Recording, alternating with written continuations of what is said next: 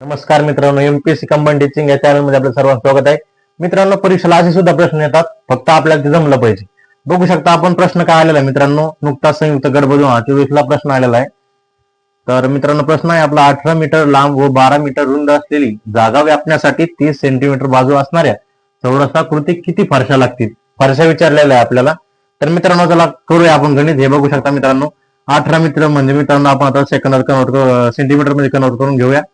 तर म्हणजे हे 1800 सेंटीमीटर गुणिले हे 12 मीटर रुंद म्हणजे 1200 सेंटीमीटर भागिले काय 30 सेंटीमीटर आपल्याला चौरसाकृतीचं क्षेत्रफळ दिलेलं आहे.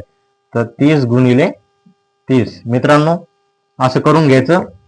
शून्य कटलं, शून्य कटलं, हे शून्य कटलं, 3 त्रिक 9, 9 दुणे 18 म्हणजेच मित्रांनो 1200 गुणिले 2 म्हणजेच आपलं उत्तर 2400. तर मित्रांनो, असणाऱ्या चौरसाकृती फरशा आपल्याला 2400 फरशा लागतील. अशाच सोप्या गणितासाठी आपल्या चॅनलला सबस्क्राईब करा, शेअर करा. धन्यवाद.